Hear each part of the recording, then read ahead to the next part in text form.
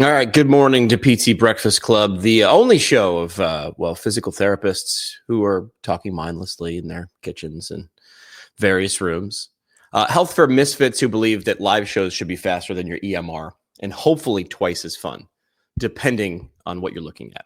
The big idea today when Dave joins, Tony is still on school chaperone duty. When Dave joins, the topic I want to talk about is scale. And I think both Tony and Dave would agree with me that the funnel has been flipped over. Forget the 10 location empire. The pendulum is swinging back to tight, boutique, and intentionally small. I was listening to someone talk yesterday about one of the reasons for maybe the difficulty in hiring physical therapists right now. And they would point to cost of education, shrinking reimbursement, student debt going high, so salary expectations are equally as high. And all those things are valid. And this person had a really great point, and I don't think they're the first person to say it. It's just a reminder. I'd heard other people say it, but it was just a reminder that I am noticing, and again, it might be like the red Jeep theory. When you notice something, that's all you can see. But I'm noticing a lot of what this person called 1 to 1.5 person clinics. Meaning, as Dave joins, meaning 1 to 1.5 person clinics, meaning these people are saying, I don't want to build a business that's going to scale. In fact, I don't need to, because what they're trying to do is build a life. So Dave, I'm setting up the first topic, which is big is the new small, small is the new big. The idea being that the death of scale, why small is the new smart in healthcare. Things get a little bit out of control when things get too big. Where is too big? We're seeing certain physical therapy organizations at the national level, stock prices are going down fast, right? At some point, some of these organizations were a lot smaller before they started merging and acquiring clinics. At some point, they were good, right? Before maybe some of our colleagues would just instantly start calling them a PT mill for no other reason. They're too big. They're a mill, right? But the idea here is, what I'm seeing more, and I'm trying to make sure it's not just confirmation bias, but what someone was pointing out yesterday is the rise and the popularity of 1 to 1.5 FTE employees, 1 to 1.5 full-time employee businesses, because it's easier to manage. The person wants to be a small business owner, which is different than a large business owner. They understand what they're getting into a little bit more. Some people, not everybody, but a little bit more today than they maybe did 5 or 10 years ago. And they're understanding that they want to create a business around their lifestyle and not necessarily, I want to get to 10 or 20 clinics, do it over 20 years and then sell. What are your thoughts?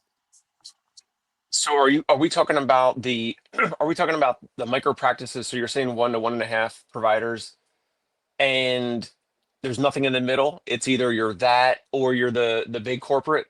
Oh, I'm Because not saying. I would say I strongly disagree with the micro clinic Okay.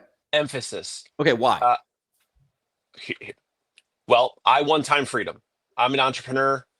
I spent a ton of years in the trenches treating patients, doing outpatient physical therapy, then doing mobile home visits. Right now, probably for the past 2, 3 months or maybe longer, it's been several months where I'm seeing 1 patient visit per week. So 4 patient total visits per month, because I have other therapists treating patients, and I get to do whatever I want as a business owner, because I spent a ton of time and effort to set up the processes, and I'm still improving that, and the whole playbook and the whole thing that, all the processes and SOPs for the business.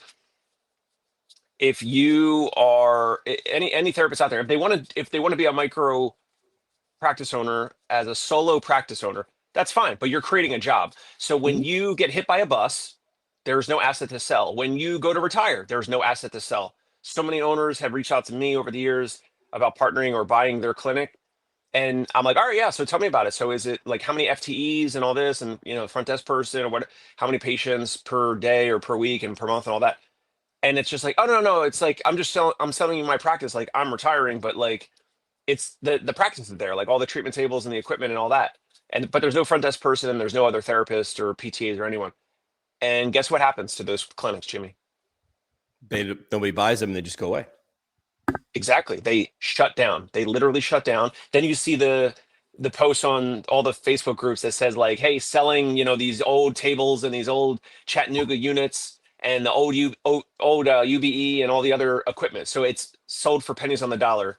Yep. And they can't even get money for their book of business, like their past patient list, the names, phone numbers, emails, all that. Like, so I would actually say the gold is in the middle. The gold is multiple therapists, and that's where therapists can really thrive, grow, expand, charge whatever they want. They can raise rates if they're out of network or out of pocket. But I actually am strongly against an individual therapist who wants to be their own boss and treat patients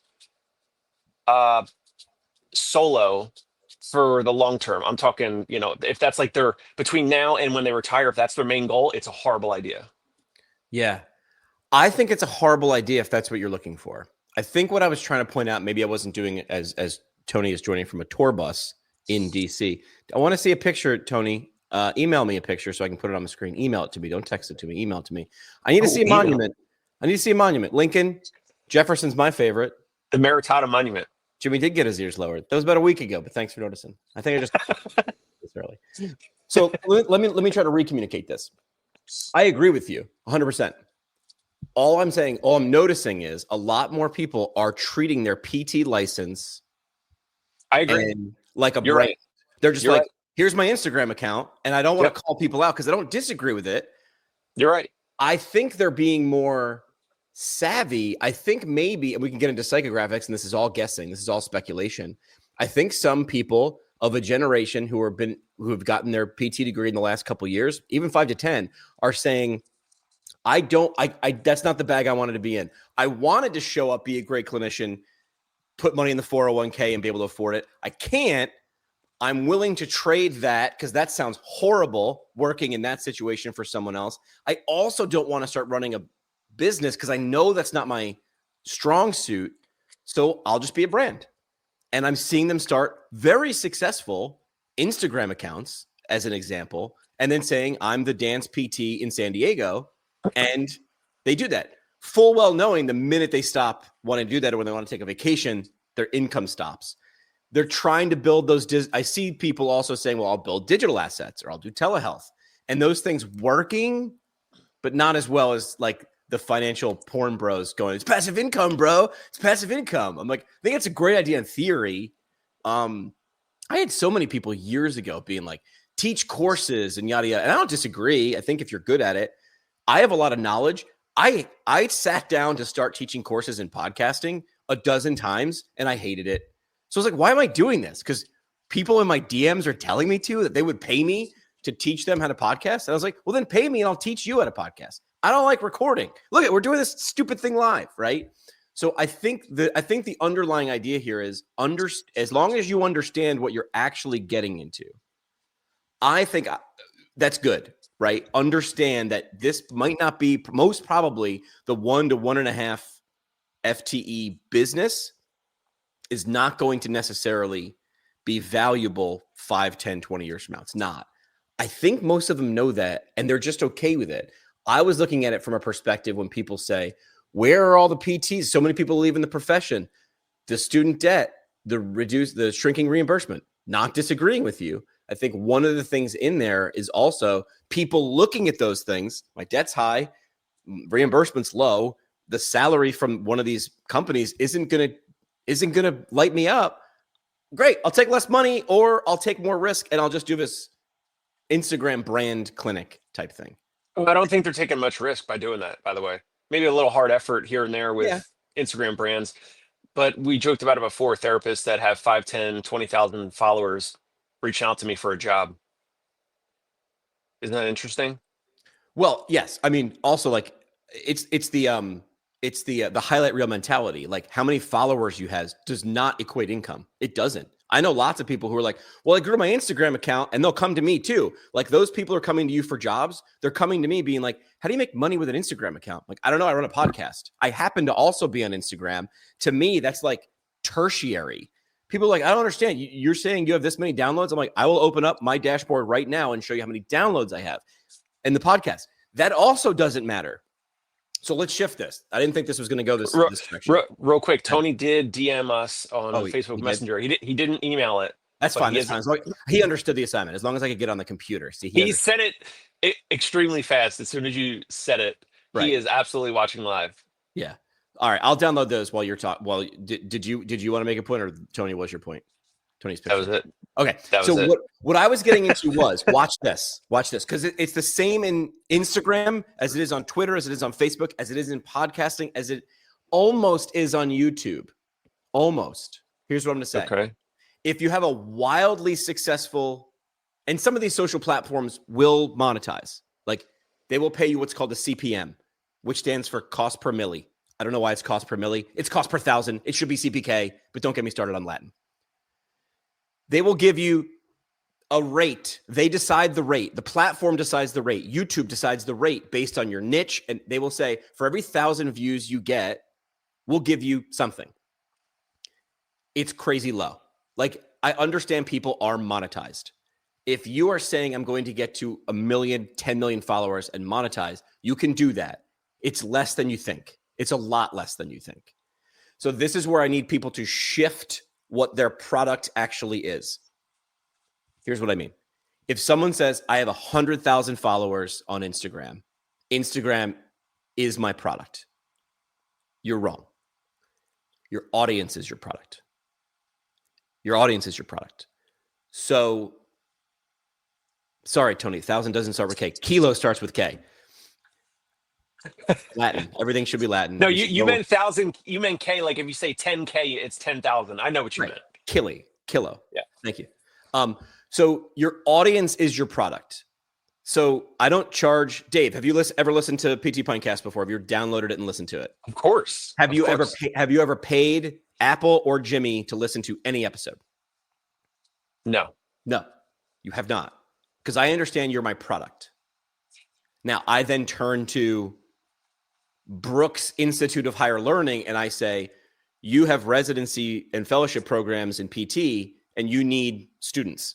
And they go, yes.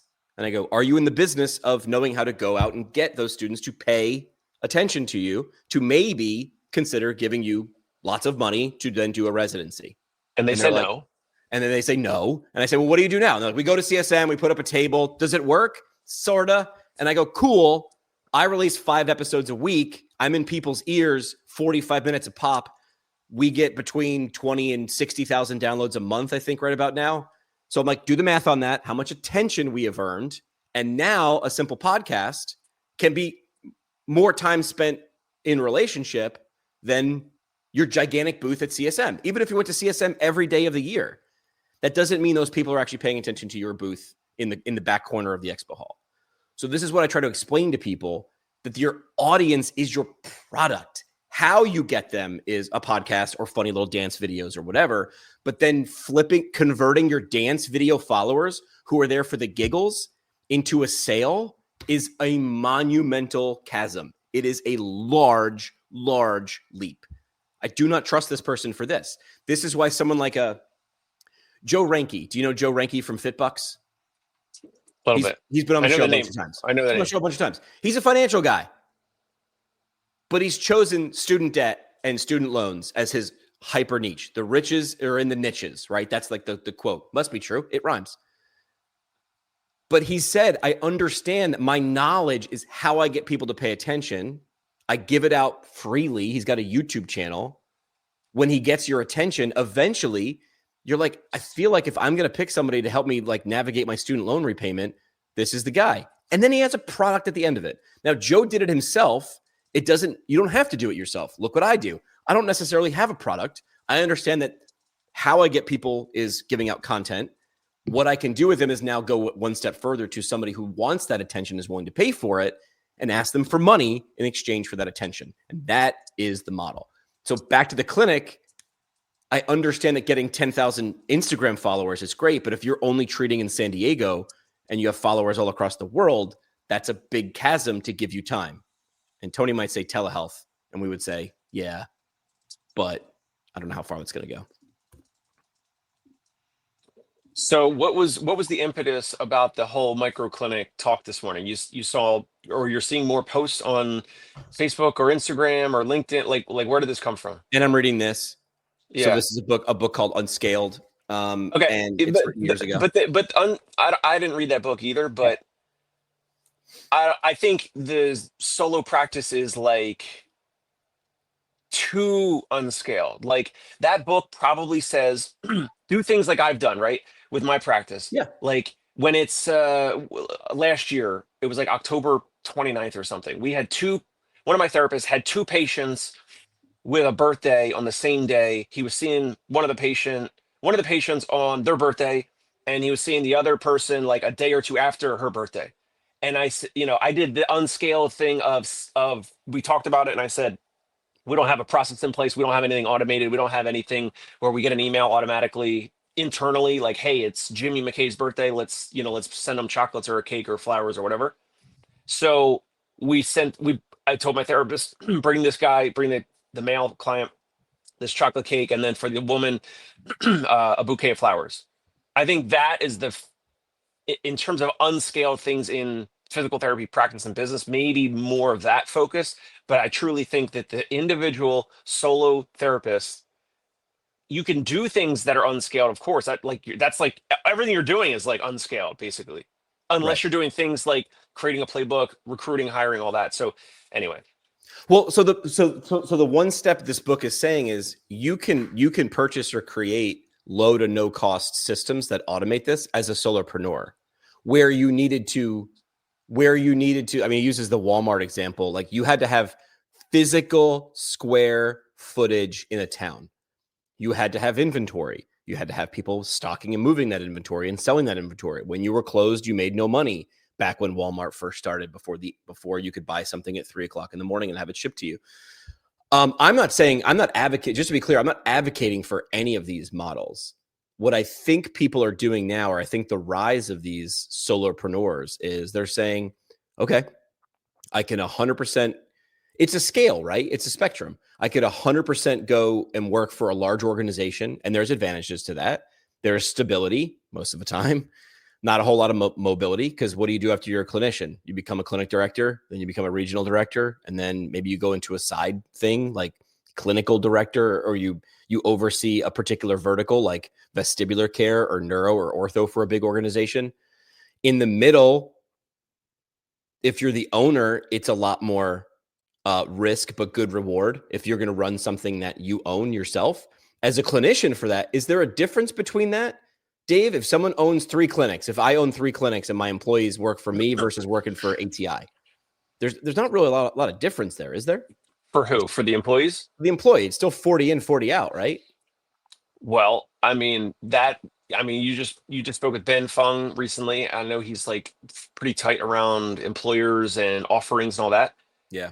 I think things can vary. I think that the smaller practice that has, 3 or 5 or whatever locations has more of an onus to keep the therapist happy. And this is from the business owners and the practice owners that we've spoken with, that we've tried to partner with or acquire or whatever over the past couple of years, is the ones that have 2 or 3 or 4 or 5 locations.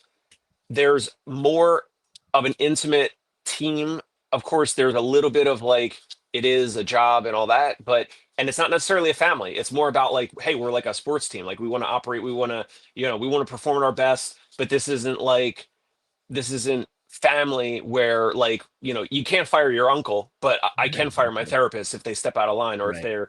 they're not documenting, or if they're coming in late or whatever. Like I can write them up. I can try to improve, sit them down, try to have an approach, or some type of game plan to like help them improve whatever they're deficient in, whether it's coding or documentation, timely documentation, whatever it is.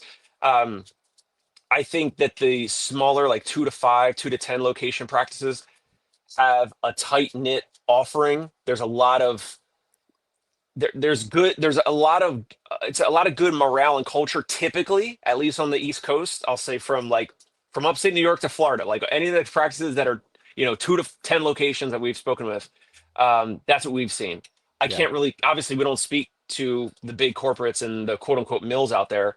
I would bet though that and maybe because I'm also in that realm of like kind of in that practice owner world, I would say that it is on average better to have a staff physical therapist job at the 1 to 10 location private practice clinics as opposed to the ATI. Well, I don't know if you want to call them out, but the big corporates, the big mills. That's just, but of course I'm biased. There might be other folks that say like, oh, I agree with Jimmy, and it's 40 in, 40 out, and I'm a staff physical therapist at either place, and they, treat whatever they want to treat, and they get in, they get out, they do their notes, and that's it. I I would say I've seen behind the door or behind the kimono of a lot of these practices, and what the practice owners do in terms of taking them out. Like you never see, and maybe it happens, but you never see with these large corporates, you never see the CEO or the regional director taking out the therapist for axe throwing or Christmas dinners. It might happen, At but Fox you just was mandatory.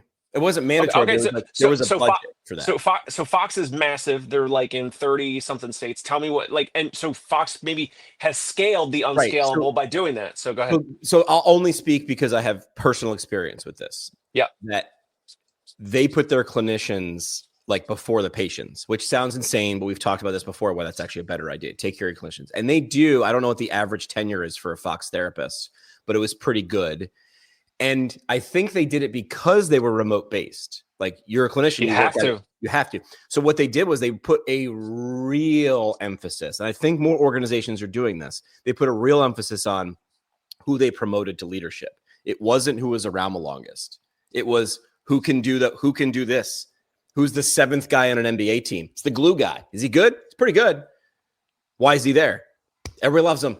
He keeps everybody light. When we lost 4 in a row, he, makes a fart joke and everybody laughs and everybody, can start hitting threes again.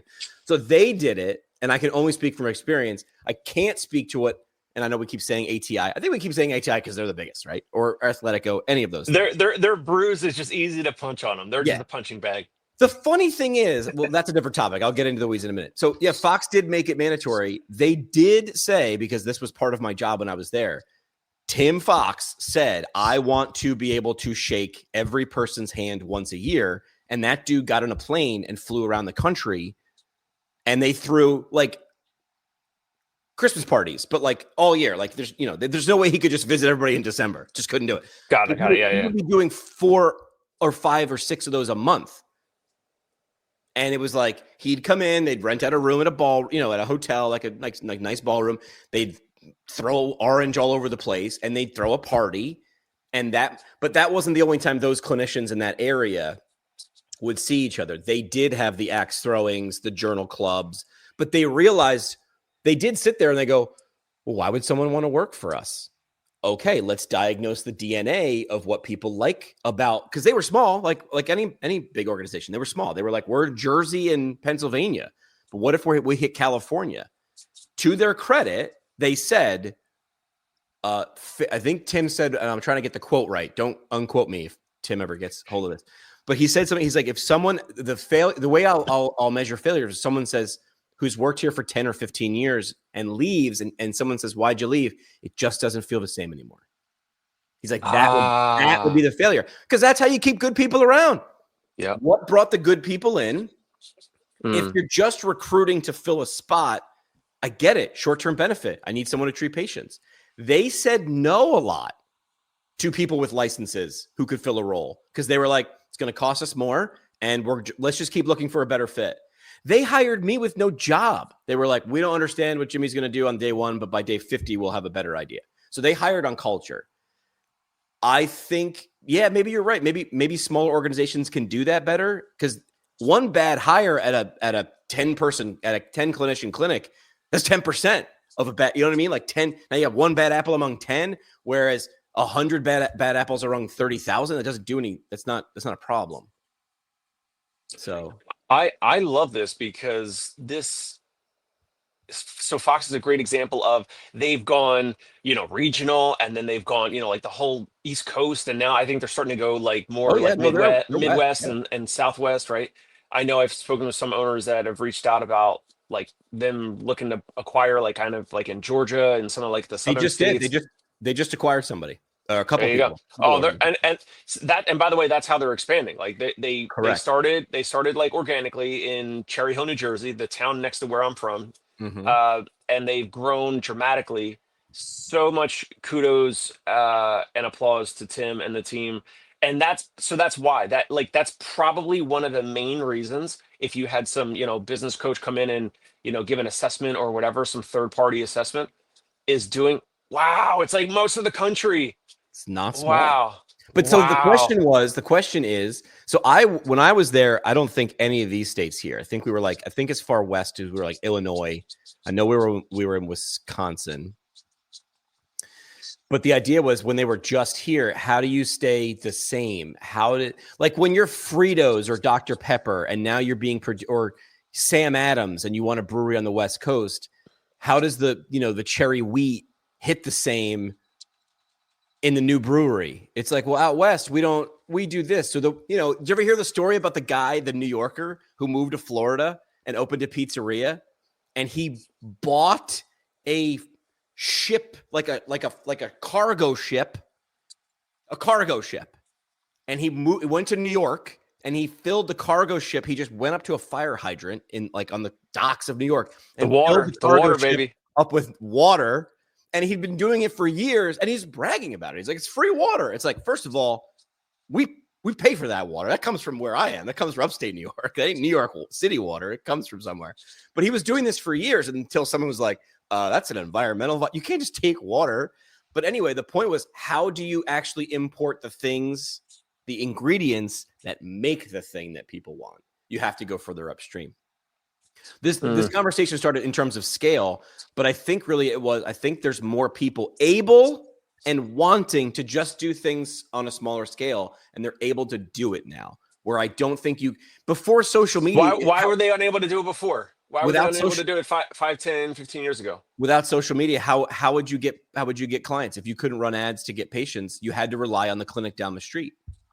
If 15, 20 years ago, whatever, there were independent therapists back then. Sure. They just popped up their own shingle. They had a word of mouth. They had some following because they either worked at a hospital like Ron Miller and maybe Tony Maritato. I can't remember. No, Tony didn't. But there's some owners that worked for a hospital and they got a reputation. And then they were like, I want to make more money, or I want some senior leadership, whatever. And the hospital or the mill or whatever we're going to call it, the corporate, whatever, is like, no, like you're capped out. That's it. And then they were like, all right, well, screw you. I'm out. I'm going to take myself. I'm going to go open up a shingle, open up a private practice nearby. I don't understand how it's different now than you're right. There was no social media. You couldn't have an Instagram account. There was no YouTube. There was no videos. There was no digital footprint. But back then, the in-person word of mouth and the in-person footprint was the main thing. That was like, of course, there was no. I was about to say Yelp. There was the Yellow Pages. Anyone watching this, there's probably no one that remembers the Yellow Pages. But the Yellow Pages they were passive.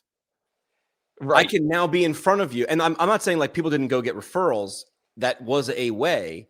But if I want to have a lifestyle, there's just more ways to be able to support that. I want to give this much effort to get this many patients.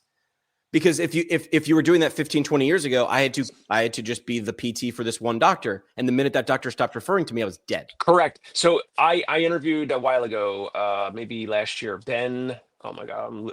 From Star Physical Therapy in New York City. They sold to Motion PT, but they had, and they still have, the biggest square footage practice in Manhattan, in New York City. Like the biggest practice that's not affiliated with any Rusk or NYU or whatever. So they left the hospital, Ben Gelfand, I remember Ben Gelfand and Mike Fox, they left the hospital jobs that they had, and they were so good. They had such a good reputation, such good word of mouth from all the hospital-based physicians. They went out on their own. They told all the surgeons and all the physicians, hey, we love you guys, but we're going out on our own. We're going to, make a go of it. And they got, this was 20, 25 years ago, maybe 30 years ago, way before the internet. And they had all the word of mouth from the physicians. So the masses of patients seeing all these Mount Sinai, HSS, NYU, whatever physicians refer to them, and that's how they built their practice. and it's public knowledge that then he made like $7 million selling his practice. So it absolutely happened with the word of mouth, like the Sure. patient to physician marketing and all that before How long digital. did they practice before they did that jump? I think it was maybe a good 5 or 10 years before. So they worked somewhere for 5 or 10 years, probably. Yeah, Most likely. that's a lot. Sam chiming in saying he's talking about Fox, I believe. They got the culture down, then scaled, not scaled, then you can't do it the second way. The second way. I love this example because this comes up a lot. I baked a birthday cake for a friend. At the last minute, I realized I didn't put any sugar in the mix. So I just threw 5 times as much sugar on top, and it'll taste fine. It tastes fine. You have to bake it inside first. You cannot do it the other way. It does not taste. It's not the same thing. People will eat that cake and be like, "Well, it called for 3 cups of sugar. I did 15. It should be even sweeter." The icing was a sugar bomb, and then inside was bland. It doesn't work, and people will recognize it. Be like, "I don't know what I don't like about it, but it sucks. I don't know what you did here, but it sucks." All right, Hey, real quick with Sam Kellicate. So he's a physical therapist in Sam. I can't remember if you left Philly and I think you moved to South Jersey, but he's from. We played baseball together growing up. We went to the same Hit Doctor indoor training facility, and then like years later, he becomes a physical therapist. I couldn't believe it. It was amazing. We talk all the time, and I'm gonna have him on my show, and I also want him in the coming weeks to come on here live. He agreed to come on here live with you and Tony as a sidebar right now because he has done some digital programs where he's charging patients and clients like multiple thousands of dollars. It's usually around like headaches and migraines, I believe. Very niche. Yeah, very niche. He gets great referrals from neurologists and other folks that specialize in headaches and migraines. And I always come on here and I poke Tony and I bash the whole digital stuff and the virtual care and all that. And then Sam, sends me a DM on Instagram or a text message or whatever. What was he say? Clinic in Philly, live in New Jersey. So he's back in South Jersey. Okay. That's what I thought. Okay, so in the coming weeks, we're going to have him back on, all 4 of us.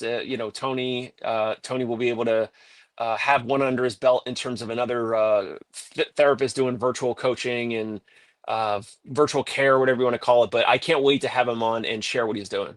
Where in the world is Tony Maritato? I don't know. Oh, but that I was like, what is this like? What is this? Italy? Is this the? Tony, have you been elected Pope? Have we seen white smoke? Have we gotten Tony? If you're not watching, wait. I thought it was black smoke. It's white smoke? Black is no good, right? Is that what they don't have? I don't know. I haven't watched the Tom Hanks movie, Da Vinci Code in a while. Or Conclave. He's not at the Vatican. He is at. He's not at the Vatican. That must be a Smithsonian. He's the Maritato. No, that's the Washington Monument. That's Washington. Yep. Now today being renamed the Maritato Monument. Maritato Monument. It looks very good. All right, so we got 10 minutes because I gotta go play in a golf tournament today. Oh, lucky you. That's why I'm wearing my golf shirt. I don't do polos very often, but I do sometimes. So here's something we want to talk about. So I have an intro for Steal This segment. It took me 11 or 12 minutes to make this intro, so I'm going to play it. That's it. Steal this strategy. So I think the strategy goes along with the big topic today, which is opposites. I think 5-10 years ago when COVID hit, we were forced to go digital and virtual. I think we've hit peak Zoom. In fact, yesterday, they retired Skype. Skype was a verb. Whoa. Skype is dead. It's no longer. Zoom is still around. Who owned that? Microsoft? Microsoft, yeah. They sunset because now they have Teams. So of course they're not going to keep Skype around. But we just sunset, and half the audience just went, "The hell is a Skype?" Nobody wants another 8-hour virtual summit with bad slides. Nobody wants that. Nobody wants to come to your webinar, which we all know is a thinly veiled sales pitch to buy your coaching or to buy your product. So the question is, what's winning now, or what's going to be winning 3, 6, 9, 12 months from now? I think it is curated real life micro events that actually in the room create trust, buzz, loyalty fast. Listen, in the 60s, there were these pants and they were called bell bottoms and everybody wore them. until everybody wore them, and then they weren't cool anymore, and you couldn't wear them until a couple years ago. Bell bottoms were back in, and they were everywhere until they were everywhere, and then we're back in. The world's a pendulum. I need you to understand that. So I'm looking at this and saying, Zoom fatigue is real. I don't even think you need to. There's not a debate. Like webinar fatigue, less engagement. Everybody wants a connection that feels real. This is why UGC, user generated content, is being shared more. It might eventually go out, but right now it's the thing. We're not looking for a Marvel or Avengers level of quality video all the time. Sometimes when it's appropriate. So what I'm saying is, how could you use this in your business? I'm saying instead of trying to get 100 people on your webinar for your clinic or your business or your podcast or anything you're trying to sell, think 15 to 30 people, the right people, the right psychographic and demographic for who you want to talk to. So that requires you thinking, not just get as many people as you want in a room and hope one of those things hits.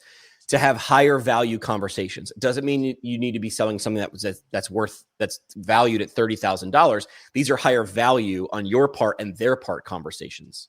More dinner party, less trade show. Tony, I kicked that idea to you yesterday, and I still owe you video clips from when you came here. I just remembered that we shot that thing there. Yeah. In my couch. Beautiful living room. It was great. Right. I was trying. The problem was we hit record and we talked for like an hour and a half. And then I tried to upload 90-minute long video clips, and my editor kept saying, I'm not getting them. And I'm like, so I'm going to hand deliver those. So I will get those. They're the lost. They're the lost sessions. That was, did Kanye have some of those? The lost mixtape? The lost sessions. Or Jay-Z or Dave Chappelle or something. So back to the idea, how could you use this? So if you're like, yeah, man, I get it. I agree. So this is what I like to notice. Like, what are the big brands doing? And how do you steal this strategy? That's what the point of this whole segment, which is if we know that Zoom fatigue is real, how do you play with it? Even if you weren't doing webinars, it doesn't mean stop doing webinars. It's like, notice what the world is tired of. Give them the opposite. If the world is tired of bell bottoms, give them skinny jeans, right? Go to skinny jeans first. So my idea for Dave, and then we can expound upon this, was, hey, who are you? Who are you looking to talk to? You're in New York. I'm just up the street from New York. Who are you looking to talk to? Who are your people? Clinicians, practice owners? No, practice owners. So I know we mentioned. Can we mention a few names? I'll mention a few names that I want to meet in the city, and I think you could maybe help me with it. Yeah. So Dan Rutenberg, CEO of Spear, they have, I don't even know, close to 50 locations. He started with one. Obviously, he was like the same thing, hospital-based job, I believe, and then went out on his own. Yeah. So Dan Rutenberg is one, and really, I love to meet practice owners that have. Most of the practice owners that have a solo location, I pretty much know them all. So the ones that have like 2 to 5 or 5 to 10-ish, like the ones that I don't know, I would love to meet them. Like Paul Zion that owns Zion Physical Therapy. I think they have like 5 locations, like 4 in the city or New York area, 1 in Connecticut. There's owners like that like I would love to meet, break some bread with, and then at the same time, like if we do it together and maybe it's a fellas collab, then you get in front of them at the same time, and we do it in a way that's very authentic. We can you pitch, we maybe do like a little chat, little interview, we record it, whatever. We can kind of talk about the same stuff here, like reimbursement issues and staffing and hiring, and like we all have the same challenges. Who's doing it better? Well, you know what I mean? Like, hey, how are you solving this? So we're going through this paradigm. You just described your who and their what, that yellow part of that Venn diagram. What are their problems? What are their whatever? And then their next question is like, well, what do you bring to the table? It's like, well, we have an audience, number one, so we can record some of this stuff. If you want exposure to other PTs, great. Even if you don't, what we're doing is we're saying we're doing the work of getting, we can't take 100 people to dinner in New York City. You can take 100 people to dinner for the same budget in Iowa, but you cannot take 100 people to dinner. You can take 2 people to dinner in New York City for the same budget. We should go to Iowa. We would slay in Iowa. We always make fun of Iowa. We should do a show in Iowa to say thank you. But the question here is in the middle of that Venn diagram is like, why is someone like Dan Rutenberg or Dutch Rojas or practice owners, like we're just naming people, but like it's the person we don't know yet. That's who we want to meet too. That fits that. Let's come together. And even if you're not going to necessarily, and I'm using air quotes here, buy what we're selling, the funny part is success usually comes, the road is people. You network. This is why you're networking. The idea isn't network to have a little number under your picture on LinkedIn that's high. Look how many followers that person has. No, you're doing it wrong. I'd rather have 500 really good tight connections, that people that I get value from and give value to, than 5,000 people that sort of know who I am. So that's the idea, which is, could we do a dinner in New York? We should do it before the summer, because no one wants to be, everybody gets out of the city in the summer. No one wants Right. to, True. The west side of Manhattan. Could we do it around? And then my question is, it would be fun to do like a video sesh that people walk away. Listen, you got some great content, video clips. They're yours. Keep them, whatever. But then there's that elbow rub. Who you sitting next to at dinner? Who we meeting? And that person you meet in 2025, in 2028, you're like, you know what? That person, we could now. That person is doing this thing. We could connect, and it's wild. So I want to try that. I think it's a good idea. I stole this idea. It's called steal this strategy. I'm stealing this idea from someone else. Picasso said, good artists borrow, great artists steal. So that is my suggestion. Small, curated for clinic owners. It could be, I want to take 10 parents in my area out for dinner, parents of baseball players. I want to understand what travel ball is really like. Why don't you tell me? What are the problems you're seeing with it? If you want to treat baseball players, it seems like if there's no conversion at dinner, there might not be, but there could be a whole lot of conversion down the line. So that is my Down pitch the line. for It's steal slow play. strategy. The slow play. All right. I got to go play golf poorly. So parting shots. What does Dave have for parting shots? I don't want to break any rules here. I have this funny post from Uncaged Clinician. As my parting shot, can I read this? Yeah. And foreshadow that we will break this down and respond to it on a future episode? Yes. Do you want me to show the image? Is this the image that we were sharing or no? No, the one about the cameras in the clinic. I'll show it real quick. Is it that? No, Okay. It's not. No. Okay. No, then I don't know what image you're talking about. Go ahead. All right, I didn't send it. All right, so Uncaged Clinician Facebook group. This is a post that is a little interesting, and I think we could break it down. Love it. So here's a post. I worked at a private practice that had about 4 cameras in the open gym treatment area. I was wondering if they need to inform patients they have cameras, or even the staff members. I asked because one of the owners was texting me before I was ready to leave. I ignored it as I needed to be somewhere and left the clinic after my shift. The next day, they basically used the video to tell me they saw me sitting, talking to the front desk person and looking on my phone. I told them, the owners of the practice, I told them I didn't see their text at the time, which I only saw the notification of the text, just wondering if this is legal. Now, first of all, it is legal to have, in most states, I think, to have cameras in the open gym area, and maybe they require a certain sign, or it's in the open area. We're not talking about the private treatment rooms, which I think is not legal, or you need like written or express consideration or whatever. But that's the post. We don't have time. You got to run, but that's something for all of us to break down. It made me think, when there's like a hockey game or an NFL game and there's like a call, and then they just like automatically they're like, here's the play. And they bring in some retired referee and they're like, what do you, and they're like, before the call is made, exactly. We need a lawyer on speed dial and be like, okay, hey, we're talking, what's the deal? And they're going to be like, all right, well, what state is it? I need to see where the camera, we need real. So I'll just preface this by saying, I'll hold my take, but I have a hot take on this. I want to just go right into it too. We'll do it, Tony. All right. Parting shot is pick your hard, and it could be, listen, I want to go work for a big clinic. And I know I'm going into that with less flexibility, but more stability. Or I want to have a lot of flexibility with no stability. This is hips and shoulders. I did hips and shoulders. This is a shoulder. This is a hip. I know the joints. I promise. But understand what it is before you get into it. Because if you get into it and you're like, this isn't what I thought, you didn't ask. These things are very obvious and very transparent. If you're going to work for a big organization, there's some flexibility in terms of growth, and a lot of stability. So you're sacrificing one for another. And there's a happy medium. And which one is good depends on you. Your great might be my awful and vice versa. So understand, pick your hard. All this stuff's going to be hard. It's going to be a lot easier to stomach and get out of bed and do when you like that particular hard. Tony is back, and he'll be wearing his papal helmet since he has apparently been elected. Oh, that's not the. Yep, he's been elected Pope. Pope Maritato. He is touching up the Sistine Chapel. It looks like there. He's just putting a few touches on the artwork on the ceiling. Or as I saw someone do in on a comment of that photo, they were like, "Is this a subtle ad for nose hair trimmers? Because you nailed it." Like, so I think we're playing, Tony. We wish you well. Have fun in the Capitol there, and we'll see you guys on Tuesday. And I will report how many golf balls I lost at this golf tournament.